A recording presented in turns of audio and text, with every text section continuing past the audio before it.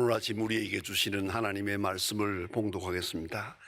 오늘은 창세기입니다. 구약 성경 창세기 25장 27절부터 34절에 있는 말씀을 봉독하게 되겠습니다. 구약 성경 35면입니다. 구약 성경 35면 창세기 25장 27절부터 봉독하게 됩니다. 이 계시의 말씀을 봉독할 때에 다 함께 하나님의 음성을 들으실 수 있기를 바랍니다. 그 아이들이 장성함에 에서는 익숙한 사냥꾼이었으므로 들 사람이 되고 야곱은 조용한 사람이었으므로 장막에 거주하니 이삭은 에서가 사냥한 고기를 좋아하므로 그를 사랑하고 리브가는 야곱을 사랑하였더라. 야곱이 죽을 쓰더니 에서가 들에서 돌아와서 심히 피곤하여 야곱에게 이르되 내가 피곤하니 그 붉은 것을 내가 먹게 하라 한지라. 그러므로 에서의 별명은 에돔이더라. 야곱이 이르되 형의 장자의 명분을 오늘 내게 팔라. 에서가 이르되 내가 죽게 되었으니 이 장자의 명분이 내게 무엇이 유익하리요? 야곱이 이르되 오늘 내게 맹세하라. 에서가 맹세하고 장자의 명분을 야곱에게 판지라. 야곱이 떡과 팥죽을 에서에게 주매 에서가 먹으며 마시고 일어나 갔으니 에서가 장자의 명분을 가볍게 여김이었더라. 아멘. 7살 된 아주 장난이 심한 그런 소년이 있었습니다. 이 소년이 장난감 가게에 들어서서 두리번거리면서 뭔가를 사고 싶었습니다. 그런데 다른 아이가, 자기 동년배 되는 다른 아이가 벌써 호루라기를 하나 사가지고 열심히 불고 있었습니다. 이 소녀는 그 애가 불고 있는 그 호루라기가 마음에 들어서 같은 것을 사려고 했는데 마침 그 가게에 호루라기가 하나밖에 없어서 벌써 이 아이가 사서 불고 있고 지금은 호루라기가 없습니다. 이 애는 열심히 불고 다니는데 이 소녀는 따라다니면서 저것이 꼭 가지고 싶었어요. 나도 저걸 가지고 싶은데 이 없다니까 못 사는데 마침내 가서 붙들고 얘기했습니다. 내가 웃돈을 줄 테니까 그거 나한테 팔아라 그랬습니다. 그러니까 이 소년이 빙그레 웃으면서 웃돈을 많이 주면 팔지, 너 달라는 대로 줄게. 그래서 웃돈을 주고 그가 불고 있는 호루라기를 샀습니다. 그리고 자기가 불기 시작했습니다. 집에 돌아와서 돌아다니면서 호루라기를 불고 다니니까 언제만이 시끄럽습니다만은 이 7살 난 소년이 하는 일이라 말릴 수가 없어요. 마침내 물어보았습니다. 야, 그 호루라기 어디서 샀냐? 어느 가게에서 샀다고? 얼마 줬냐? 얼마 줬다고? 가만히 계산해 보니까 그 아버지는 이걸 알고 있거든요. 너 그거 4배를 주고 샀구나, 4곱을 주고 샀구나 하고 말하니까 웃돈을 주고 산 거를 자기가 알고 있잖아요. 웃돈을 너무 많이 줘서요 4배나 주고 샀거든요. 그러니까 얼마나 속이 상한지 아주 마음이 아파가지고 그만 엉엉 울었습니다. 창피해서. 아니 그 호루라기 하나 사기 위해서 4배를 주고 사서 불었다니 내가 이게 도대체 뭐냐. 이 아이가 아주 창피해서 엉엉 울었다 하는 얘기인데, 이것이 누군지 아세요? 유명한 베냐민 프랭클린의 말입니다. 여러분, 세상에서 가장 마음 아픈 일이 뭡니까? 속는다는 겁니다. 진실을 잃어버릴 때, 진실을 잃어버린 것을 깨닫게 될 때 부끄럽습니다. 창피합니다. 자기 스스로 절망하게 됩니다. 세상에 가장 어려운 게 뭡니까? 속는다는 거예요. 여기저기 정치, 경제, 문화 할 것 없이 이웃관계까지, 심지어는 부부관계까지 속는다는 거, 그 속았다는 걸 알게 될 때 참 세상이 무너지는 것 같은 아픔을 느끼게 됩니다. 허무하고 절망하게 됩니다마는, 그러나 더 큰 문제가 있습니다. 남에게 속은 것이 아니라 내가 나 자신에게 속은 거예요. 그걸 깨닫게 될 때 고통스럽습니다. 여러분, 뭘 있는 줄 알았는데 이제 결산해 보니까 아무것도 없어요. 사업이 잘 되는 줄 알았는데 사업 진단해 봤더니 완전히 빚더미예요. 내가 뭘 좀 아는 줄 알고 지식은 내 것이라고 생각했는데 이제 와서 보니 내가 아무것도 몰라요. 아는 것이라는 게 아무것도 없어요. 능력이 있는 줄 알았는데 능력도 없어요. 가장 무서운 것이 이것입니다. 나는 그래도 진실하다. 정직과 진실만을 자기 자존심으로 얘기했는데 이제서 보니 그것도 아니었어요. 진실하지 못했어요. 가장 무서운 것은 믿음입니다. 여러분, 하나님 앞에 내가 믿음이 있는 줄 알았어요. 그래도 믿음이 있다고 생각했는데 이제서 어려운 시련을 당하면서 보니까 믿음 아무것도 없어요. 믿음 없는 사람으로 자기 노출이 될 때 기가 막힙니다. 도대체 나는 무엇입니까? 이 존재의식이 증발하고 맙니다. 이로 인해서 오는 고통과 실망이 큽니다. 여러분, 오늘 본문 성경에 있는 이야기는 여러분이 잘 아는 말씀입니다. 한마디로 말해서 넌센스 같은 얘기입니다.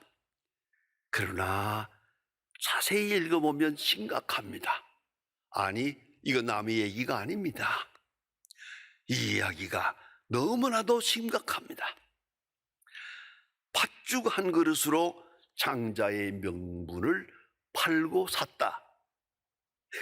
있을 수 있는 얘기입니까?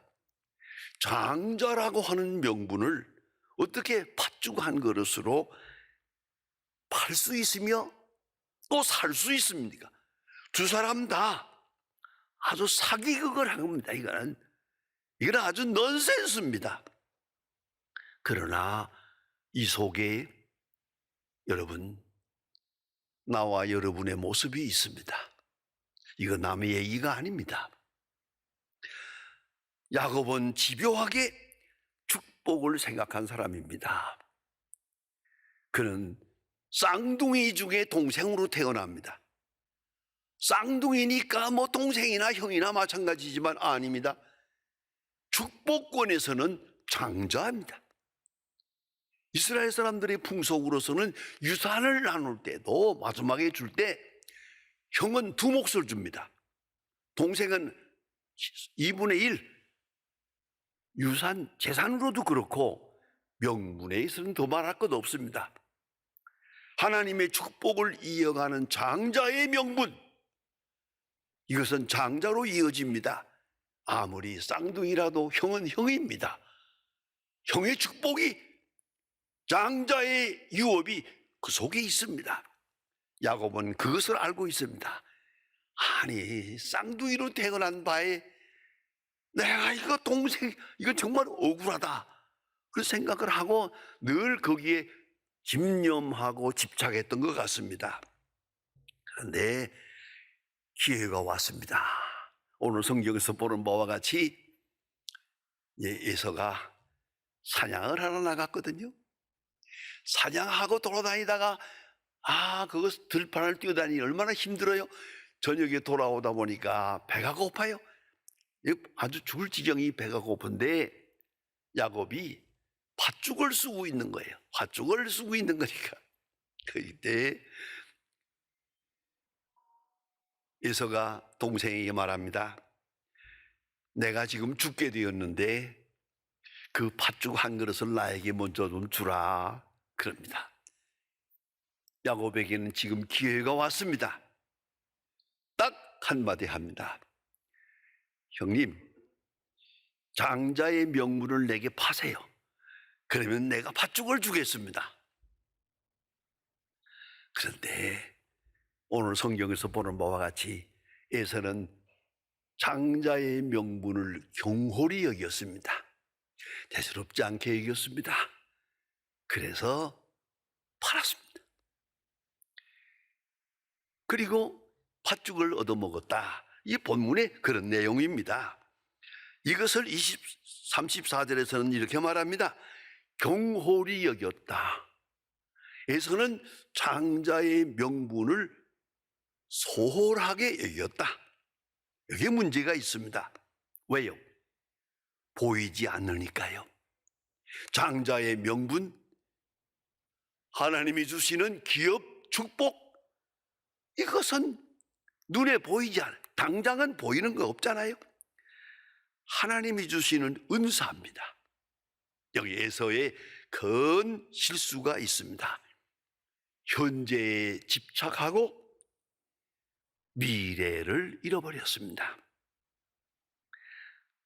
보이는 것에 집착하고 보이지 않는 것을 잊어버렸습니다. 그 순간 그는 이런 말을 합니다. 내가 죽게 되었으니 라고 말하는데 정말 죽을까요? 이 시간 이 팥죽 한 그릇 못 먹으면 죽는 겁니까? 바로 그 의식 자체에 문제가 있는 거예요. 죽게 되었으니 이게 뭡니까? 이것은 자기의 현재의 작은 고통을 극대화한 것이죠. 죽게 되었으니, 그리고 절대화하고 종말론적으로 이해하는 거예요. 이게 문제가 있습니다. 우리는 가끔 가다가 불가피하다는 말을 많이 합니다. 불가피성을 말합니다. 그럴 수밖에 없다. 정말인가요? 여러분, 죄를 지을 수밖에 없었나요? 타협할 수밖에 없었나요? 그 길 왜 없었나요? 얼마든지 있었어요. 그런데 그 순간만은 불가피하다, inevitability, 불가피하다, 다른 길은 없다, no choice, 이렇게 생각하는 순간 죄악에 빠지는 거예요. 여러분 꼭 잊지 말아야 합니다. 얼마든지 다른 길이 있어요. 얼마든지 넓은 길이 있어요. 넓은 가능성이 있어요. 그런데 생각을 여기에 집착하게, 현재에 집착하는 순간 이 길밖에 없다,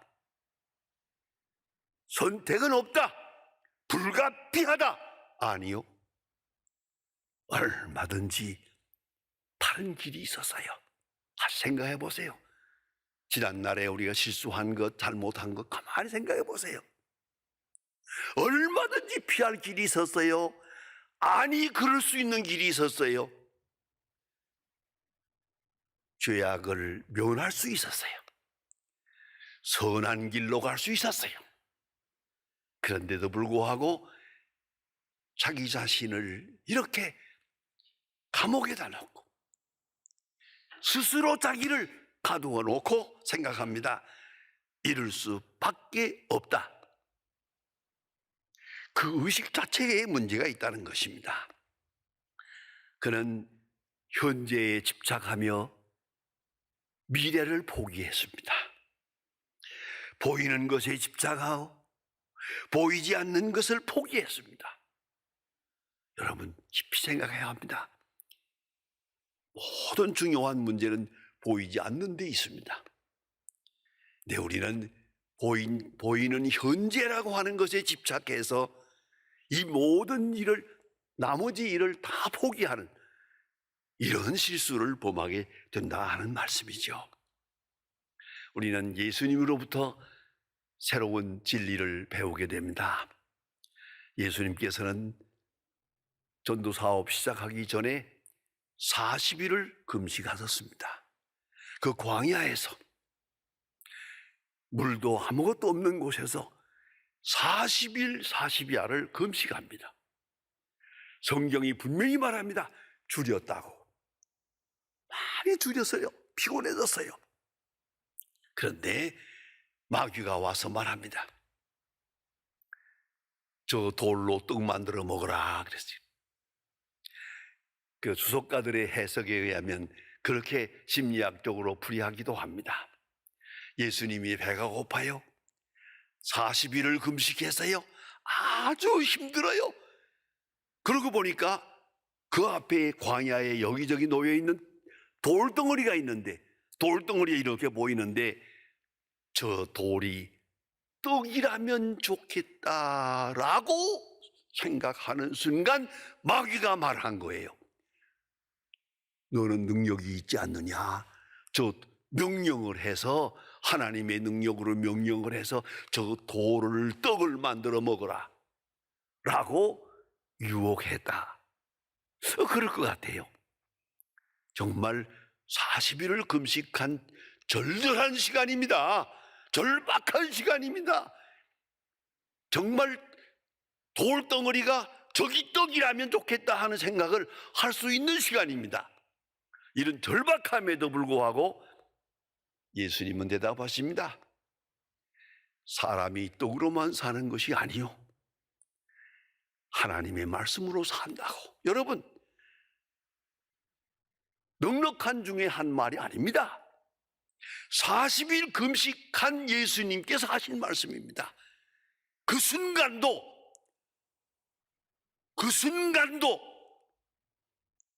사람은 떡으로 사는 것이 아니요, 그걸 잊지 말아야 합니다. 어떤 순간에도 말씀이 먼저입니다. 물질이 아닙니다. 말씀이 먼저입니다. 하나님의 뜻이 먼저입니다. 그걸 잊어서는 안 됩니다. 40일 금식한 그 절박한 시간에도 주님은 말씀합니다. 사람은 떡으로 사는 것이 아니라고, 하나님의 말씀으로 산다고. 오늘 에서하고 한번 비교해 볼까요? 이 얘기가 다르죠. 뿐만 아니라 오늘 성경에서 제가 개인적으로 이 성경을 가끔 외워봅니다. 먹고 마시고 일어나 갔느냐. 먹고 마시고 일어나 갔다. 어떻게 그럴 수 있을까? 먹고 마시고 정신을 차리고 후회했다 그래야지. 그리고 동생 보고 야 아까 한 건 내가 배고프니까 실수한 거다니 취소한다, 그렇게라도 해야지. 어제 그 자리에서 먹고 마시고 그냥 가버렸어. 뉘우침이 없어요. 배고플 땐 그렇다 치고 이게 배불러서 정신 차렸으니 돌아가야지. 이제라도 회개해야지. 어제 그 시간에 먹고 마시고 그냥 가버렸어요. 난 이 말이 너무 마음에 걸려요. 먹고 마시고 가니라. 여러분, 실수는 있을 수 있어요. 그러나 실수한 뒤라도 되돌아가야지. 엄청난 실수를 했더라도, 어떤 한 부끄러운 일을 했더라도 다시 원점으로 돌아가서 회개해야죠. 회개의 기회를 놓치면 안 되죠. 회개에는 기회가 있습니다. 항상 할 수 있는 일이 아닙니다. 그저 깨닫는 순간 무릎을 꿇어야 되고, 생각이 나는 순간 바로 회개해야 하는 것입니다. 여러분, 이걸 잊지 말아야 합니다. 유명한 아브라함 링컨 대통령의 그런 얘기가 있죠. 그가 장사하고 있을 때입니다. 아주 시장에서 장사하고 있을 때인데, 물건을 밤새 하루 종일 팔고 사고 이렇게 했죠. 저녁에 계산을 하면서 보니까 이렇게 돈을 거슬려 주는데 많지도 않아요.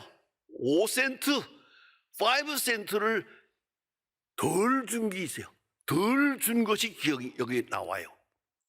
이 오전 5센트를 손에 들고 그 집을 2시간 동안 마차를 타고 갔어요. 가서 잠자는 사람을 깨워가지고, 아까 내가 거스름돈을 줄 때 오전을 덜 준 거 있는데 이거 받으세요. 그러니까 그 사람이 안 줘도 되고 다음에 주면 되지, 뭘 이렇게 밤중에 왔느냐고. 아브라함 링컨의 유명한 말이 있습니다. 오늘 밤 내가 죽으면 나는 영영 이 빚을 못 갚을 뿐아니고. 여러분, 잊지 말아야 돼요. 회개는 기회가 있는 거예요. 놓치고 나면 다시 돌아갈 수가 없어요.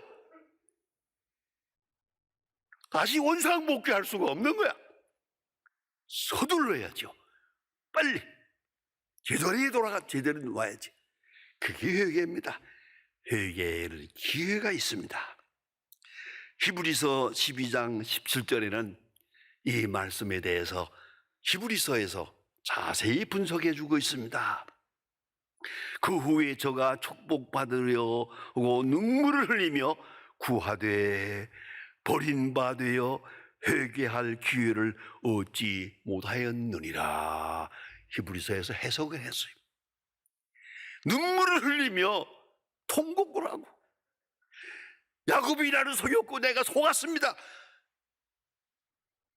통곡을 해도 이미 끝났어요. 히브리서는 이것을 이렇게 말하고 있어요. 기회를 얻지 못하였느니라.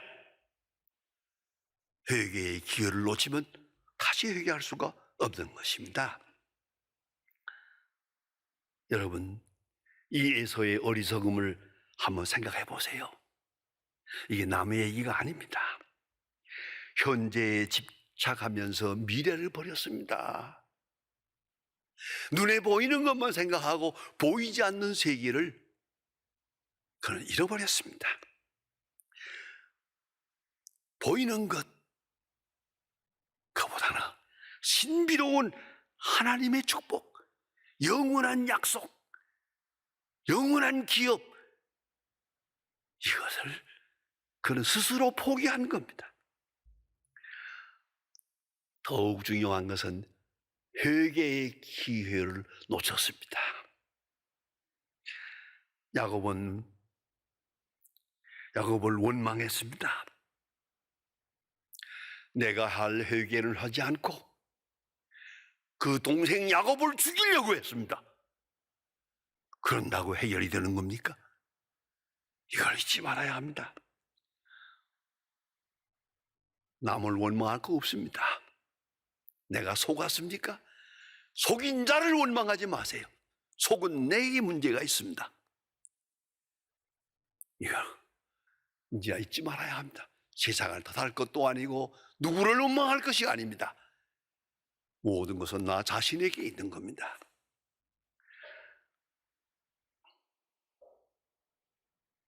에서는 자기 반성은 없이 야곱을 죽이려고 합니다. 그래서 그는 더욱 큰 죄인이 됩니다. 영영 돌이킬 수 없는 함정으로 빠져들게 될 것입니다. 이 넌센스 같은 이야기 중에서 에서의 모습을 다시 한번 그려보세요. 먹고 마시고 일어나 가니라. 그러한 모습이 우리 자신이 아닌가 깊이 생각해야 할 것입니다. 이 프로그램은 여러분의 미디어 선교 후원으로 제작되었습니다. 선교는 사명, 후원은 동역. 당신도 복음을 전할 수 있습니다. 선교 후원 02-6333-1003번